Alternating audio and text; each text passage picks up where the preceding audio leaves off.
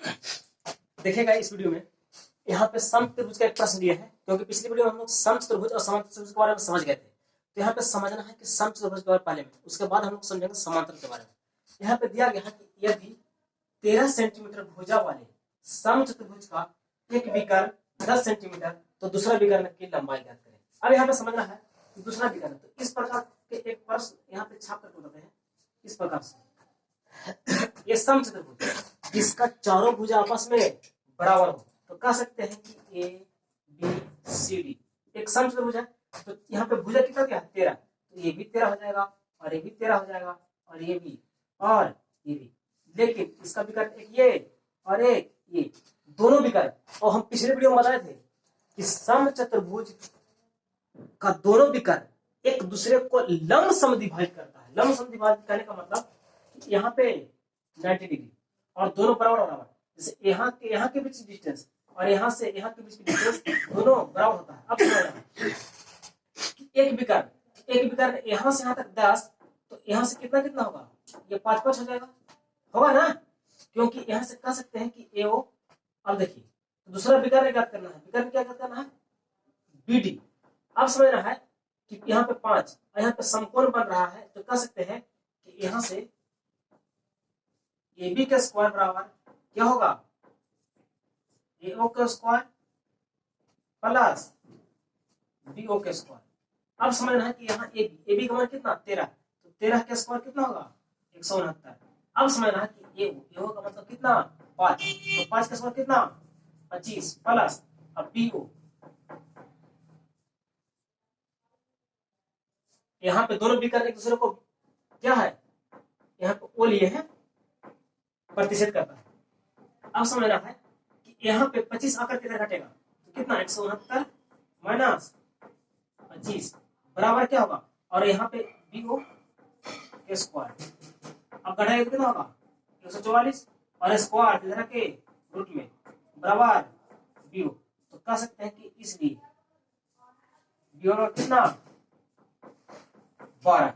अब यहाँ पे 12 आ गया, तो कह सकते हैं कि ये कितना 12 और ये भी 12, क्योंकि इसका दोनों विकर्ण एक दूसरे को लंब समद्विभाजित करता है। तो यहाँ से यहाँ 12, तो यहाँ से 12, तो कह सकते हैं कि अतः जो विकर्ण दूसरा होगा कौन BD बराबर 24 centimetre is the right answer. यह होगा इसका आंसर। देखिएगा अगला प्रश्न ये है समचतुर्भुज के बारे में। यहाँ पे दिया गया कि एक समचतुर्भुज की विकर्ण क्रमशः 12 सेंटीमीटर एवं 16 सेंटीमीटर है, तो इसकी एक भुजा की लंबाई। अब यहाँ पे विकर्ण के बारे में कहा जा रहा है, लेकिन यहाँ पे दोनों विकर्ण दिया गया है। यहाँ पे क्षेत्रफल अगर पूछता तो आसानी से दोनों बनाता, क्योंकि एक इसका क्षेत्रफल जो होता है 1/2 गुने दोनों विकर्णों का गुणनफल, और विकर्ण दिया भी गया है।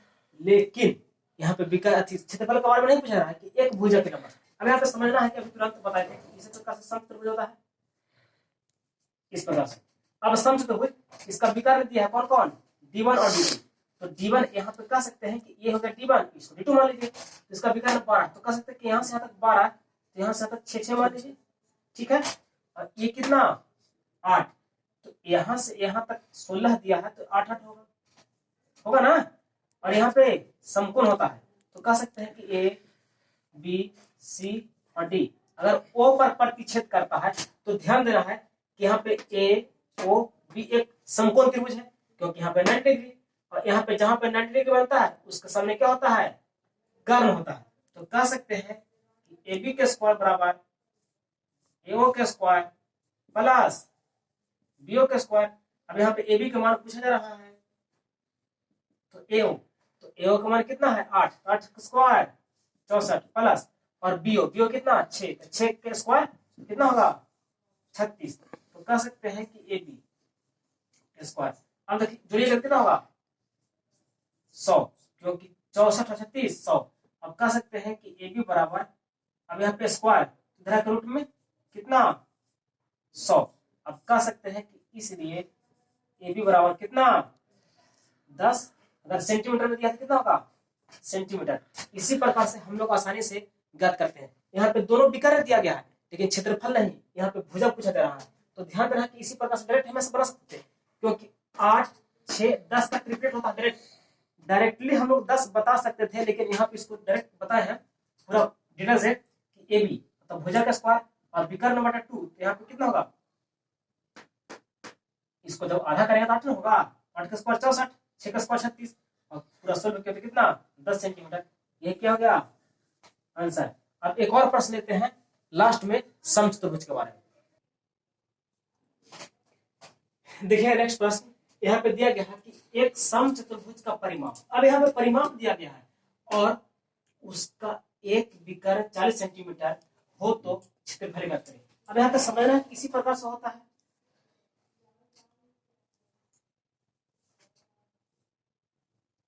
समचतुर्भुज, अब यहाँ पे ये हो गया समचतुर्भुज ABCD।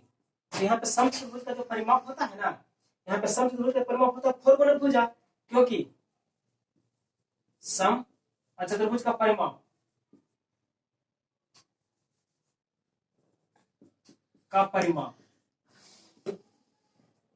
बराबर कितना 4 गुना भुजा, और यहाँ परिमाप कितना दिया है 100 बराबर 4 गुने भुजा को ऐसे डिवाइड करते हैं तो ये कितना बार में 25 बार में, तो कह सकते हैं कि ये और कितना 25, ये भी 25, ये भी 25, बस इतना ही समझिए 25 25।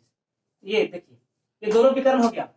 अब यहाँ पे विकर्ण एक और ये विकर्ण, तो यहाँ पे कहा कि क्षेत्रफल ज्ञात करें, और क्षेत्रफल ज्ञात करने के लिए इसका दोनों विकर्ण का होना आवश्यक है, तभी हम लोग समचतुर्भुज का क्षेत्रफल ज्ञात करते हैं। तो एक विकर्ण तो दिया गया, तो एक विकर्ण इसको मानेंगे हम लोग तो कितना 40, तो यहां से यहां तक 40, तो कह सकते हैं कि ये कितना होगा 20 20, और यहाँ पे अगर O पर प्रतिच्छेद करता है इसका दोनों विकर्ण, तो यहाँ पे 25 और 20, तो यहाँ पे समकोण बन रहा है ना, तो यहाँ पे इसका मान ज्ञात करेंगे, यहाँ पे कितना होगा 16 हो जाएगा, क्योंकि जैसे यहाँ पे चलते हैं इसको इरेज करते हैं इसको। अब देखिए यहाँ पे इसको इरेज किए हैं, और यहाँ पे समझना है कि यहाँ पे दूसरा विकर्ण क्या होगा, दूसरा विकर्ण ज्ञात करेंगे इसलिए क्योंकि इसका दोनों विकर्ण होगा तब ना क्षेत्रफल ज्ञात करेंगे। यहाँ से कह सकते हैं कि यहाँ पे कितना ये 25 का स्क्वायर बराबर, देखिए यहाँ पे ये यहाँ पे समकोण जब बनेगा तो ये कर्ण हो जाएगा और ये दोनों भुजा हो जाएगा, तो यहाँ पे कह सकते हैं कि CD का स्क्वायर और यहाँ पे OD के स्क्वायर और OC के स्क्वायर के बराबर होता है। यहाँ पे कितना CD का बराबर कितना 25, और यहाँ पे स्क्वायर है तो 25 का स्क्वायर कितना 625, क्योंकि यहाँ पे CD कितना 25 और 25 का स्क्वायर 625, और OD का मान तो हमको ज्ञात ही करना है, तो लिखेंगे कितना OD का स्क्वायर प्लस, अब यहाँ पे कितना 20, तो यहाँ पे OC का मान कितना 20, तो 20 का स्क्वायर कितना 400, और 400 आकर किधर घटेगा 225, तो 400 इधर घटेगा तो कितना होगा 625 माइनस 400 कितना 40 का स्क्वायर। अब यहाँ पे घटाइएगा हम लोग समझेंगे 225 कितना होगा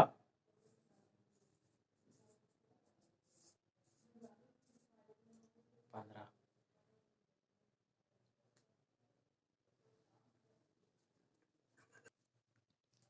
अब यहाँ पे समझना है कि 625 में से 400 हटाएंगे कितना 225 और ओडी का स्क्वायर, तो अब यहाँ पे स्क्वायर तो कह सकते हैं रूट में आएगा, तो कह सकते हैं कि ओडी बराबर कितना 15 का जो वर्गमूल सॉरी ये जो है ना इसका मान कितना होगा 15 ओडी, तो कह सकते हैं कि इसका मान कितना गया 15, और ये भी 15 क्योंकि यहाँ से यहाँ और यहाँ से यहाँ बराबर होगा, तो कह सकते हैं कि इसका दोनों विकर्ण अब पता हो गया, ये 20 और ये 30, क्योंकि यहाँ से तक 15 यहाँ से तक 15 हो गया। अब इसका क्षेत्रफल समझते हैं, और जब इसका दोनों विकर्ण पता हो गया तो इसका क्षेत्रफल आसानी से ज्ञात कर सकते हैं, और देखते हैं इसको इरेज करके बताते हैं इसका क्षेत्रफल। अब देखिएगा यहाँ पे क्योंकि अब दोनों विकर्ण तो पता हो गया, तो यहाँ पे ये क्या हो गया d1 यहाँ पे इसका क्षेत्रफल कितना होगा 1/2 और d1 कितना 40 क्योंकि 20 और 20 40, और d2 15 15 30, और ये सी कितना बार में 20 बार में, और 30 गुने 20 कितना 600, और सेंटीमीटर दिया है कितना सेंटीमीटर स्क्वायर, यही होगा आंसर। और इसी प्रकार से और बाकी कल समझेंगे नेक्स्ट वीडियो में, और कल हम लोग समझेंगे बहुभुज के बारे में पॉलीगॉन, क्योंकि जितना भी मेंसुरेशन में टॉपिक जो 2D हो सब पॉलीगॉन के अंतर्गत आता है त्रिभुज चतुर्भुज। तो पॉलिट गुणन के बारे में समझेंगे। और बाकी अगर वीडियो पसंद आया हो तो अपने दोस्तों के पास जरूर शेयर करें। और बाकी फिर मिलते हैं नेक्स्ट वीडियो में।